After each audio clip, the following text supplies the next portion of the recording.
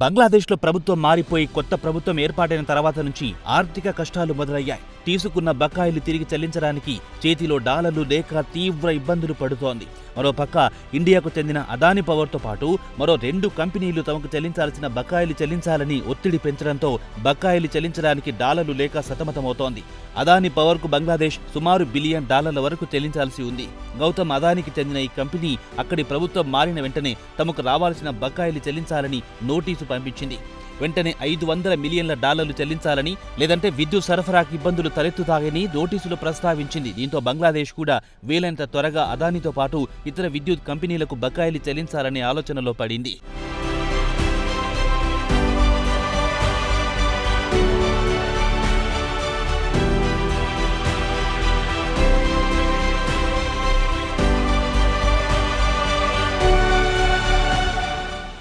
ఇక కొత్తగా పగ్గాలు చేపట్టిన మహమ్మద్ యూనుస్ ప్రభుత్వం డాలర్లు సేకరించడానికి నానా ఇబ్బందులు పడుతోంది.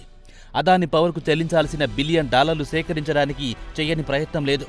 ప్రధానమంత్రి షేక్ హసీనా కొనసాగిన కాలంలోనే దేశ ఆర్థిక పరిస్థితి అంతంత మాత్రంగా ఉంది. యూనుస్ నేతృత్వంలో తాత్కాలిక ప్రభుత్వం వచ్చిన తర్వాత పరిస్థితులు మరింత దారుణంగా తయారయ్యాయి. యుక్రెయిన్ యుద్ధం మొదలైన తర్వాత నుంచి పరిస్థితులు పూర్తిగా అదుపు తప్పాయి. 2022 ఫిబ్రవరిలో రష్యా యుక్రెయిన్పై యుద్ధానికి కాలు దువ్వింది. అప్పటి నుంచి బంగ్లాదేశ్కు దిగుమతులు ఖరీదైన వ్యవహారంగా మారిపోయాయి. దిగుమతి చేసుకునే ఇంధనం నుంచి దిగుమతి చేసుకునే నిత్యావసర వస్తువుల వరకు ధరలు విపరీతంగా పెరిగిపోయాయి. డాలర్లలో చెల్లింపులు చేయాలంటే సెంట్రల్ బ్యాంక్ వద్ద డాలర్లు లేకుండా పోయాయి.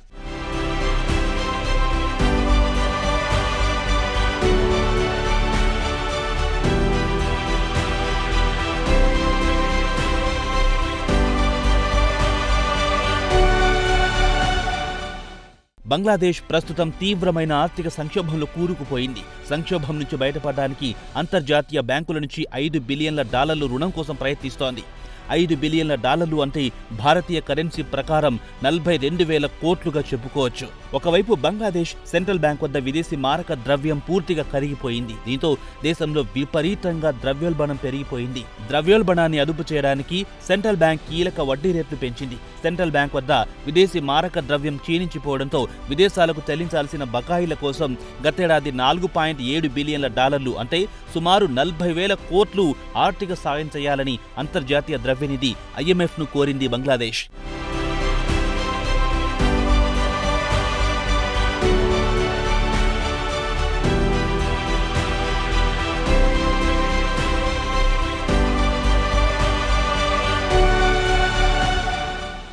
ఇదిలా ఉండగా శుక్రవారం నాడు Bangladesh power development board Reuters వార్తా సంస్థతో మాట్లాడుతూ విద్యుత్ బకాయిలు చెల్లించడానికి డాలర్ల సేకరణకు ఇబ్బందులు ఎదురవుతున్నాయని తెలిపింది. ఇండియాకు చెందిన అదాని పవర్ కంపెనీకి సుమారు $1 బిలియన్ కంటే ఎక్కువ మొత్తం చెల్లించాల్సి ఉందన్నారు. ఇక్కడ $1 బిలియన్ అంటే 8,400 కోట్లుగా చెప్పుకోవచ్చు. ఇదిలా ఉండగా ఇండియాకు చెందిన కేవలం అదాని పవర్ కాకుండా మరో 2 కంపెనీలు PTC ఇండియాతో పాటు SEIL ఎనర్జీ లిమిటెడ్ కూడా తమకు రావాల్సిన బకాయిలు చెల్లించాలని బంగ్లాదేశ్ పవర్ డెవలప్మెంట్ బోర్డుకు నోటీసులు పంపాయి. ఈ 2 కంపెనీలకు $80 మిలియన్ల $190 మిలియన్ బకాయిలు చెల్లించాల్సి ఉంది. ఇక PTC విషయానికి వస్తే బంగ్లాదేశ్కు 2013 నుంచి విద్యుత్ సరఫరా చేస్తోంది. అలాగే SEIL అధికార ప్రతినిధి కూడా బంగ్లాదేశ్ అధికారులకు బకాయిల గురించి లేఖ రాశారు. బకాయిలు చెల్లించకపోతే విద్యుత్ సరఫరా చేయడం ఇబ్బంది అవుతుందని లేఖలో గుర్తు చేసింది.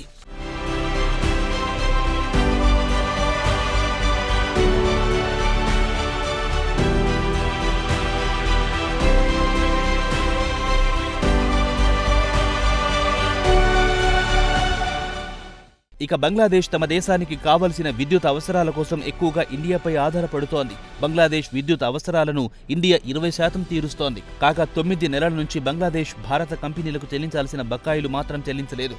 ఇక SEIL విషయానికి వస్తే 2018లో BPDBతో మొత్తం 15 సంవత్సరాల పాటు విద్యుత్ సరఫరాకు ఒప్పందం కుదుర్చుకుంది.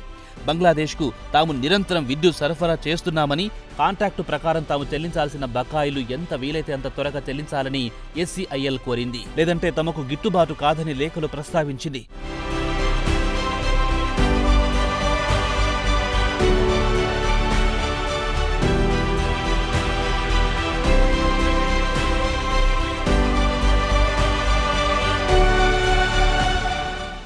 ఇదిలా ఉండగా SCIL, PTC ఇండియాలకు బంగ్లాదేశ్కు విద్యుత్ సరఫరా కాంట్రాక్టుకు సంబంధించి వరుసగా 34.1 మిలియన్, 30.7 మిలియన్ల డాలర్లు బ్యాంక్ గ్యారంటీ ఉంది. దీంతో బంగ్లాదేశ్కు చెందిన రూపాలి బ్యాంక్ డాలర్లు సేకరించి 270 మిలియన్ల డాలర్లు చెల్లించాలని తీవ్రంగా కృషి చేస్తోంది. లేదంటే ఇండియన్ కంపెనీలు బ్యాంక్ ఇచ్చిన గ్యారంటీని క్యాష్ చేసుకుంటాయన్న భయం బంగ్లా బ్యాంకులకు పట్టుకుంది. ప్రస్తుతం రూపాలి బ్యాంక్, BPDB రెండూ కలిపి తమకు కావాల్సిన డాలర్ల కోసం బంగ్లాదేశ్ సెంట్రల్ బ్యాంక్తో చర్చలు మొదలెట్టాయి.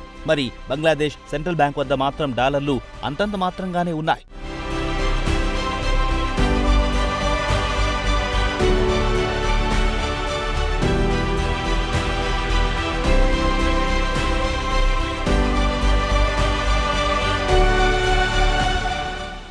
బంగ్లాదేశ్ ఆర్థిక సంక్షోభం నుంచి గట్టెక్కాలంటే వెంటనే IMF లేదా వరల్డ్ బ్యాంక్ కనికరిస్తేనే గట్టెక్కే అవకాశాలున్నాయి. లేదంటే మరింత సంక్షోభంలో కూరుకుపోవడం గ్యారంటీ అని అక్కడి విద్యుత్ బోర్డు వర్గాలే చెబుతున్నాయి.